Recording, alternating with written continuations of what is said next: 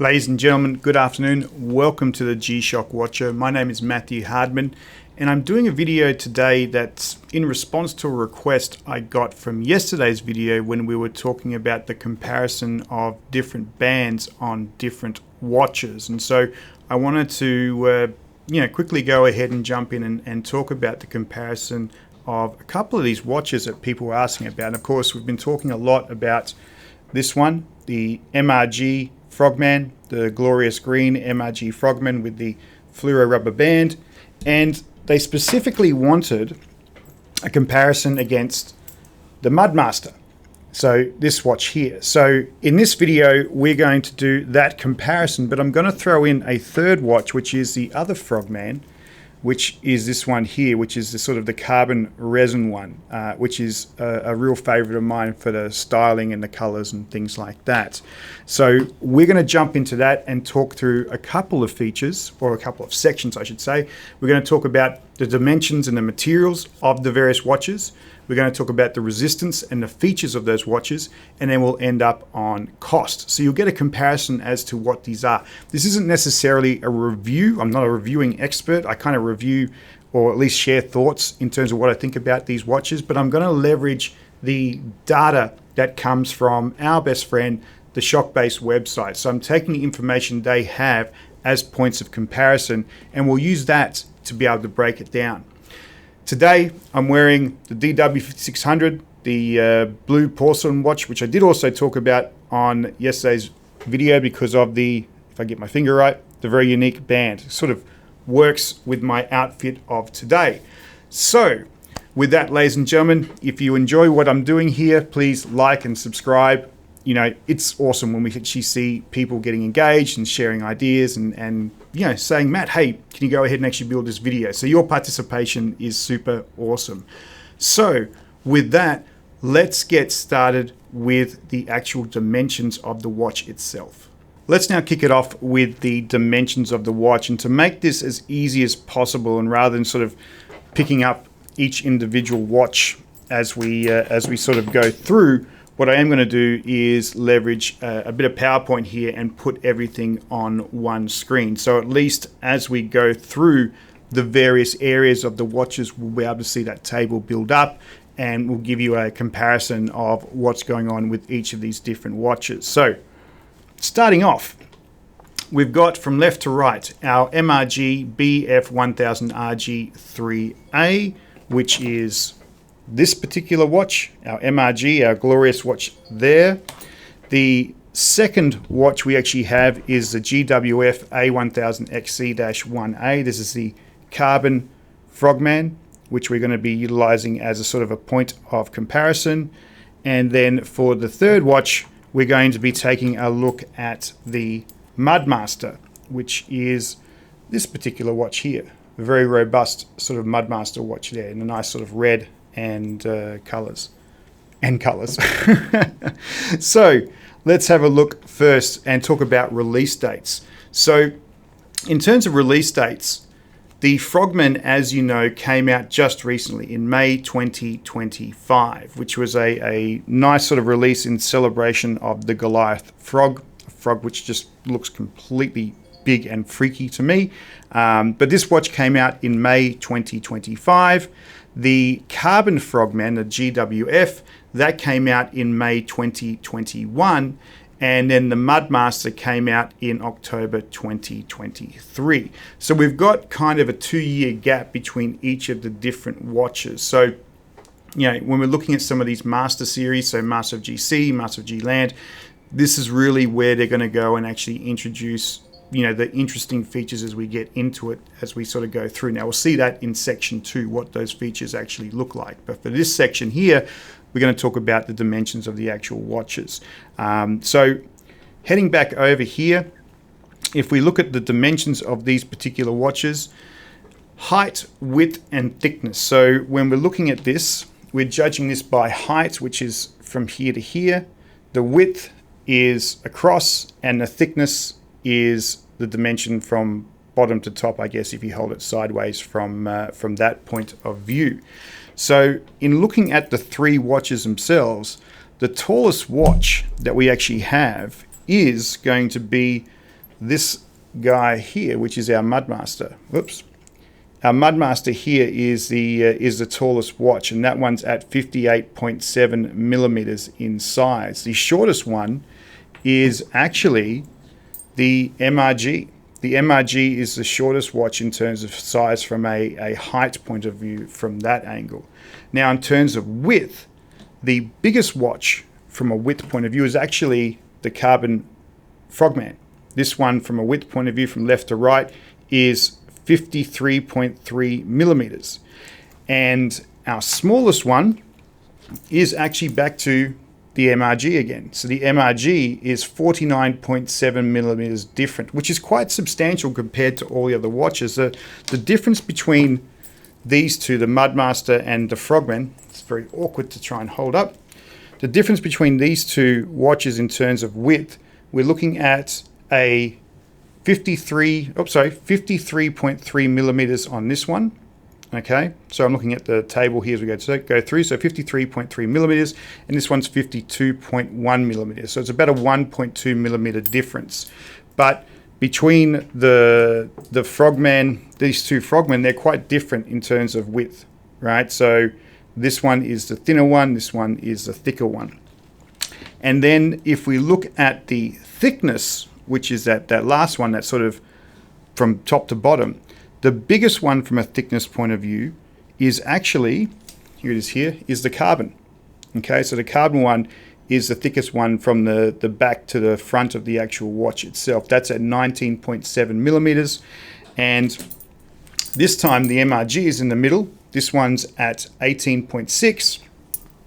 And this one, the Mudmaster, is 16.2. So in comparison, these two watches, if I can try and hold them up right, it's hard to sort of see on the camera, but based on the statistics, this particular watch is 19.7 and this is 16.2. So a 3.5 millimeter difference in terms of the width, the thickness of the watch itself. So on the whole, this one here, while it's higher, is actually thinner on both the width and the thickness on the actual watches from that point of view. Now, I'm not saying that this is a winner in this category. It just depends on what you sort of like, what you want to be able to use from that point of view. So, you know, the MRG, even though we know it's more expensive, is obviously not the biggest watch on there. It does have some sort of dimensions which are sort of smaller and more niche.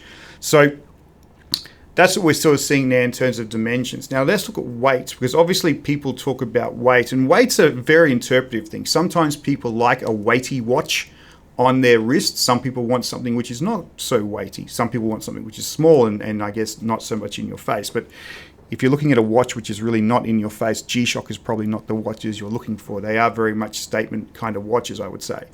But if we go ahead and actually look at the weight, we start to see some fairly significant differences here. So our most heaviest watch in this situation is going to be the Carbon. Terrible focusing going on here. It's more focus on my face. There we go. So the Carbon is the watch which is a much heavier watch at 140 grams. The MRG comes in at 132 grams. So this is the middle. And then our Mudmaster, which always kind of feels bigger, is actually the lightest. This one's 114 grams. So this watch is going to be your lightest watch out of all three of these particular ones, right? So the Mudmaster, I guess, wins on weight loss from that particular angle as well. Then the last thing we want to look at in terms of the dimensions and the watch itself, I guess we look at the materials, because this will obviously indicate where the weight and everything comes from. The MRG itself, so this particular watch here, if I switch over, the MRG has sapphire glass, it's made of titanium and has the rubber fluoroelastomer, I can't even say the word, but the rubber band on this particular watch. My dog is growling outside, interesting.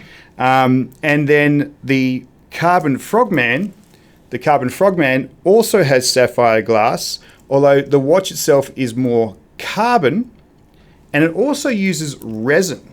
right? Which I think is kind of interesting. It uses resin and carbon. And what I'm thinking it actually does here is that in between the bracelets, you've probably got the carbon and then the actual, sorry, this is carbon and this is probably the resin in the actual watch itself. So you've got that combination of materials in the actual watch from that point of view. And then the last one, when we come over to the Mudmaster, this one also sapphire glass, it's made of metal and it has a resin band. So all three watches do have variations in terms of the materials they use. They all do use sapphire glass, so they're all high quality glass on the actual watch itself. But we do see this combination, or not combination, but uniqueness where we have a titanium watch, we have a carbon watch, and then we have a metal watch. And if we look at it, at those individual things, it's interesting. We typically think about carbon being light, but in this situation, the carbon is the heaviest watch. The metal watch in the Mudmaster is coming up at 114 grams. Now, let's just go and check this just in case, because I don't want to get this wrong. If we go down to shock base and look at the weight here, yeah, 114 grams. So interesting that we actually see a metal watch, not necessarily a carbon watch, a metal watch, which is 114 grams on this particular watch. But maybe the metal is different, I'm not too sure.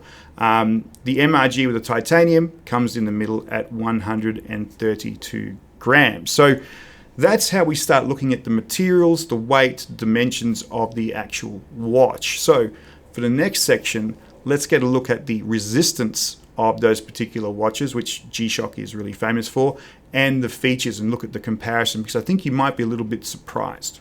Right, so let's have a look at section 2, where we start having a look now at things such as the resistance capabilities and the features. And I guess both of these things could be intertwined, resistance and features, but I've tried to separate out the resistance features, which, you know, we talk about carbon core guard and things like that, with other things like tide graph and those sorts of features. So let's jump in and have a look at that. If we look at the three watches side by side, it's probably not necessarily surprising to note that the two Frogmans share a lot of the resistance in terms of what they are offering in those two watches. So both have magnetic resistance, both have tough MVT, both have 200 meter water resistance. They're dive watches after all. But the variance between the two is in terms of the screw, or the back of the actual watch, right? So if I switch over here, the watch here on this particular one on the MRG, this is a screw back watch, right? So you can sort of see the screws, kind of a bit tough to see, but the screws are actually here in the back of the actual watch. Whereas this particular watch, the carbon one, this one I really couldn't really show you, but it's more of a carbon core guard watch at the back here. So these two are different in terms of the ways they actually have their resistance in the backs of the actual watch themselves. The Mudmaster, though, actually packs in a lot of different types of resistant features, much more, I would say, than the Mudmasters. Now, again, I wouldn't necessarily say this is more superior or the Frogmans are inferior. I mean, they vary in terms of price and things like that. But the Mudmaster is a very different use case to, say, a Frogman. A Frogman is really a tool to sort of help you with scuba diving, right? Whereas the Mudmaster really is about outdoors and really tough terrain and impact and getting very, very dirty and things like that. And so when we start to look at the different features, you start seeing things such as alpha gel, vibration resistance, carbon core guard. Okay, well, carbon core guard is also in the carbon Frogman, but carbon core guard, it's got diamond-like coating, low temperature resistance, mud resistance, tough MVT, and 200 meter resistance. So realistically, maybe if you look at this watch packs pretty much all of the features of the Frogmans except magnetic resistance, and it doesn't have a screw back. It's got carbon core guard. But in terms of protection, this particular watch, this Mudmaster, is really built to be able to provide that protection, that vibration resistance, the diamond-like coating, low temperature resistance. This is really built to be banged around to really take you to extreme usage scenarios. I don't know if I would necessarily take this to extreme usage scenarios. I'd probably be in a lot of trouble if I did, because it is the precious watch at the moment. So those are the resistance features that we actually have. Now, when we look at the actual functionality features of the watch, again, you'll start to see some differentiation. So when we look at the Frogman, they have a fairly substantial number of cities which they go ahead and capture in the actual watch itself. Now, what I think this actually relates to is one of the other features in this watch, which is the tide graph. And you need to be able to capture lots of information about different places to be able to have the tide graph built into it. So when we see cities being 300 plus, and you look at the Mudmaster, which is 55 cities, well, the Mudmaster doesn't necessarily have a tide graph built into it. So does it need all of the information? It probably doesn't. It's probably more related around time zones and things like that. So what we see here is that the cities in the Frogman are much more substantial, and it's probably tied towards the tide graph. It has 27 time zones, it has dive timers, and it's got your Bluetooth, multiband 6, and tough solar. So just pointing out the tide graph we've sort of talked about before. The tide graph is, if I can get my orientation right, is kind of up here on the actual watch. And when you activate that, you can get the high tide is the middle of the graph, and at the top and the bottom is typically your low tide. On the Carbon, it's pretty much the same sort of thing. So again, on this side of the actual watch, the tide graph is up there, middle of the tide graph is high tide, and top and bottom is your low tide. So that's your tide graph in the actual watch from that angle. Now, looking at the features for the Mudmaster, as I said, a lot less cities, a few more time zones. So I'm guessing this one is really about making sure you can really get specific as to where you are. It's interesting to me that the time zones do vary between the actual watches. Like, why does a Frogman have 27 time zones, and why does the Mudmaster have 38 time zones? And I'm sure someone will tell me. If somebody does know, please tell me in the comments. I'd love to understand why that's different, because I would have thought time zones are time zones. They're the same across the world. So you would imagine it's the same sort of thing, but it isn't. In addition to the time zones, if we go back and have a look, it has an altimeter, a barometer, a compass, a thermometer, sunrise and sunset, auto backlight, and then, like the other ones, Bluetooth, multiband 6, and tough solar. So again, do you need sunrise and sunset on a dive watch? No. Do you need an altimeter on a dive watch? No. You could argue maybe you need a depth sensor, but most people have dive computers for that. But this one, the Mudmaster, is obviously, as we've sort of said, is really built for outdoor brutal conditions. And so things like the compass, the barometer, thermometer, all those different things are relevant for this particular watch. What is interesting, and they say this for all the watches, right? They're not exact science tools. So it's interesting. I always used to check the thermometer and try to work out, can the thermometer actually work? And I've tried it in places when I was traveling in winter to China and things like that.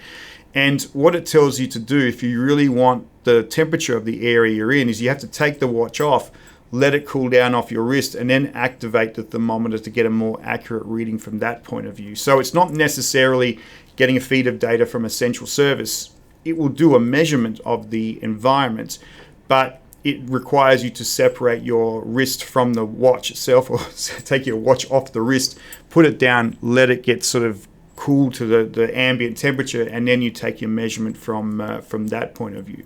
So in looking at it, again, you would look at the Mudmaster and say, the Mudmaster definitely packs in a lot more of the resistance capabilities. It definitely packs in a lot more of the features.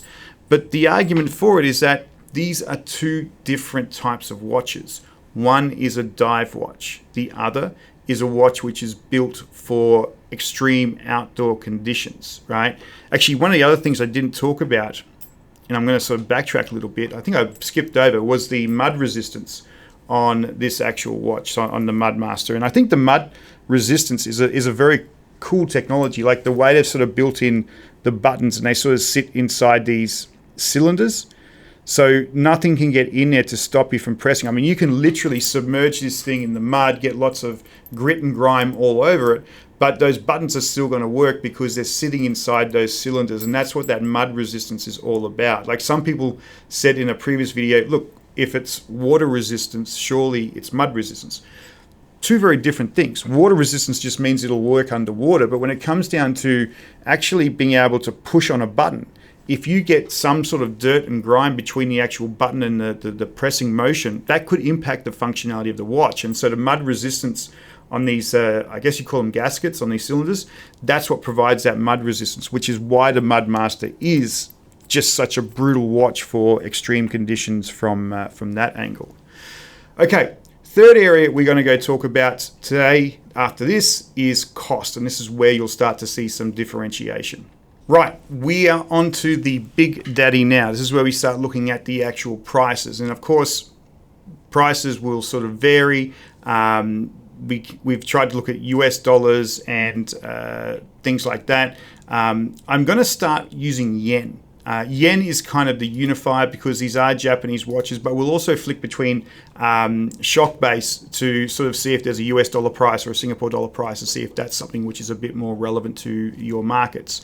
So let's go over here looking at those three watches. So from a cost point of view, we all know that this one is going to be the most expensive watch. It is an MRG. I mean, all MRGs are super, super expensive. But when we look at it, there's also the question between the carbon Frogman and, so look here, the carbon Frogman and also the Mudmaster. If I hold it the right way up. I'm failing badly on both sides, I think. There we go. So that's the right way up. So the Frogman and the carbon. So before I do show, it'll be interesting. What do you think will actually be the more expensive one? Is it going to be the carbon Frogman or is it going to be the Mudmaster? So without further ado, let's go ahead and flick over and have a look. So from a pricing point of view, your MRG Frogman, of course, 572,000 yen. Your carbon Frogman is 170,500 yen. And the Mudmaster is 132,000 yen. So when you're in that purchasing mode, the Frogman, great looking watch, very, very nice, and I love the colors on this particular one. This is your cheapest watch out of the three, the Mudmaster. So if you like the look of the Mudmaster and you kind of have a need for the features, and even if you don't have a need for the features, like I'm not massively outdoor, this is your cheapest watch at 132,000 yen. This one, 170,000 yen, and then the MRG, much, much more expensive. Let's just flick over, and I probably should have tried to do it in terms of US dollars, but as I said, yen was probably easier. We don't have US pricing for the MRG from that one, so we'll stick to 572. Let's switch over to the Frogman. This one was $1,250 US, so 1,250, and then the Mudmaster is $800. So it's about a $450 US difference from that point of view. So yeah, interesting. I mean, again, you look at all of the features and the resistance actually built into the Mudmaster, and you would tend to think that the Mudmaster itself, for all of the features, might be more expensive than the actual Frogman, but it's not. It's a different watch, different features. Maybe it's the use of carbon in the watch which makes it more expensive from that point of view, but MRG, Frogman, and then the Mudmaster in terms of costs from that angle. So that's what we're looking at in terms of the actual cash. So let's talk about some final thoughts. So when I think about these three watches, they are all great watches. They are all premium watches. I mean, look,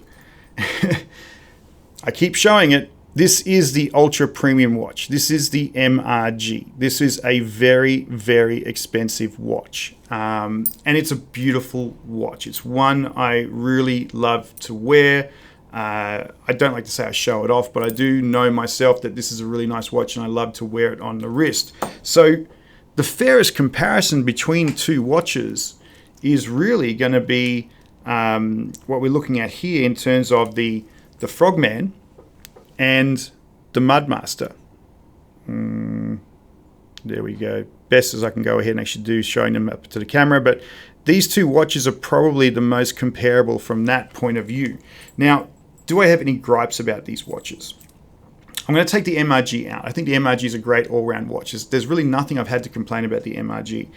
The two things I would sort of say that I would maybe complain a little bit about, this MRG, this Frogman, which I've talked about before, it uses this mechanism, the bracelet, to sort of go on there and clasp on. And I've talked about this before, but there seems to be this sort of clickiness. And I can put it here.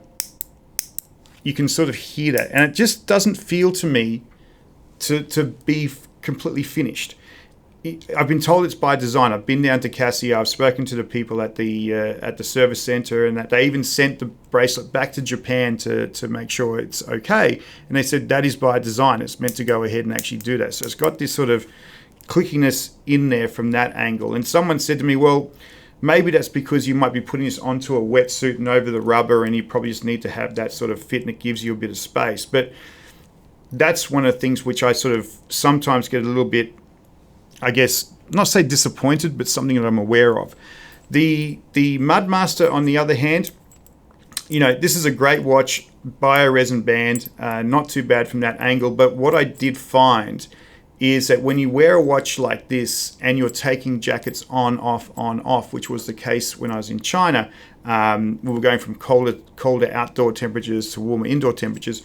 Every time I took it off, I kept feeling it sort of bang up against my wrist. And so, you know, my wrist is a bit bony, and, you know, this area down here would get very, very red from all of the actual rubbing itself. And so I wouldn't say it's sharp, but there are some fairly tough sides to the actual watch itself as well. And so if you're really going to be outdoors, I would sort of say you probably don't want to be changing coats and jackets all the actual time if you want to go ahead and actually wear this outdoors. Maybe a range band might be better.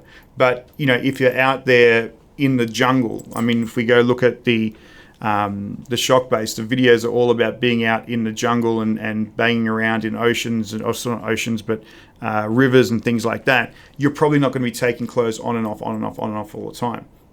I certainly wasn't nude in China. It was jackets. Let's keep it above board.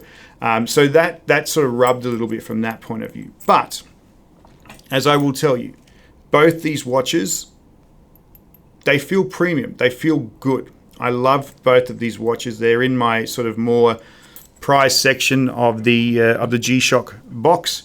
But again, this one is just really out there. So do I say go and buy an MRG? If you can afford to buy an MRG and you want to go and do it, do it.